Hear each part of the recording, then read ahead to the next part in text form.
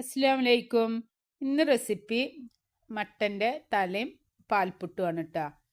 അടിപൊളിയാണ് കേട്ടോ. അപ്പോൾ അതിലേക്കുള്ള ചേരുവയാണ് ഞാൻ എടുത്തു വെച്ചിട്ടുള്ളത്. ഒരു വലിയ സവാള, അതേപോലെ തന്നെ 10-15 ചുവന്നുള്ളി, 4 ചുള വെളുത്തുള്ളി, വലിയ കഷ്ണം ഇഞ്ചി, പച്ചമുളക്. ചെറിയ വെളുത്തുള്ളി ആണെങ്കിൽ ഒരു ഉണ്ട വെളുത്തുള്ളി തന്നെ എടുക്കണം കേട്ടോ. തലയൊക്കെ കറി വെക്കുമ്പോൾ വെളുത്തുള്ളി, നല്ല ജീരകം, പെരിഞ്ജീരകമൊക്കെ നല്ല ടേസ്റ്റാണ്. അപ്പോൾ ഞാൻ ഉരക്കല്ലിൽ ഇട്ടിട്ടാണ് ചതച്ചെടുക്കുന്നത്. മിക്സിയിലിട്ട് ഇട്ടിട്ടില്ല. ഇതിലിട്ടിട്ട് ചതച്ചെടുത്താലാണ് ഏറ്റവും ടേസ്റ്റ്. അപ്പോൾ ഒരു കുക്കർ അടുപ്പത്ത് വെച്ചിട്ട് അതിലേക്ക് വെളിച്ചെണ്ണ ഒഴിച്ച് കൊടുത്തിട്ട് ഈ ചേരുവ ഇതിലേക്ക് ഇട്ട് കൊടുക്കുക. നന്നായിട്ട് മൂത്ത് വരുമ്പോൾ കുറച്ച് നല്ല ജീരകം, പെരിഞ്ജീരകം, മല്ലിപ്പൊടി, മഞ്ഞൾപ്പൊടി, 2.5 ടേബിൾ സ്പൂൺ മല്ലിപ്പൊടിയാണ് ഞാൻ എടുത്തിട്ടുള്ളത്. അത് ചെറിയ ചൂടിലിട്ടിട്ട് ഒന്ന് വറുത്ത് കൊടുത്തതിന് ശേഷം ഇതിലേക്ക് ഇട്ട് കൊടുക്കട്ടോ. അങ്ങനെ ചെയ്താൽ കറിക്ക് നല്ല ടേസ്റ്റാണ്.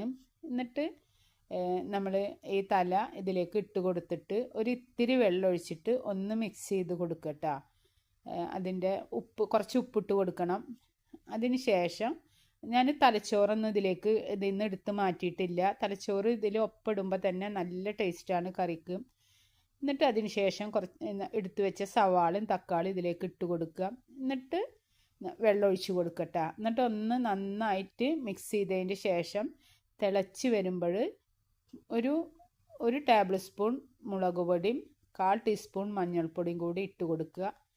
എന്നിട്ട് അതിന് ശേഷം മൂടി വെച്ചിട്ട് ഒരു 5-6 വിസിൽ വരുമ്പോൾ നമ്മൾ അത് ഓഫ് ചെയ്യട്ടോ.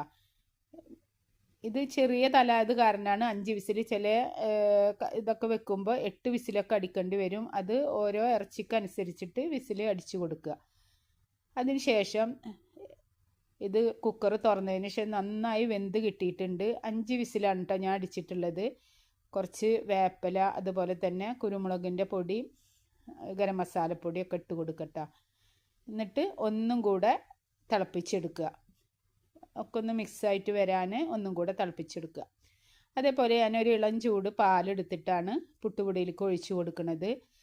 പുട്ടുപൊടി ആണെച്ചെങ്കിൽ പാലിൻ്റെ ആവശ്യമൊന്നുമില്ല.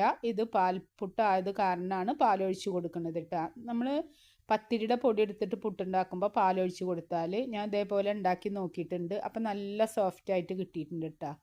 പാലുണ്ടെങ്കിൽ ഒഴിച്ച് കൊടുത്താൽ മതി. നല്ല ടേസ്റ്റ് ഉണ്ട് കേട്ടോ പാൽപ്പുട്ട്.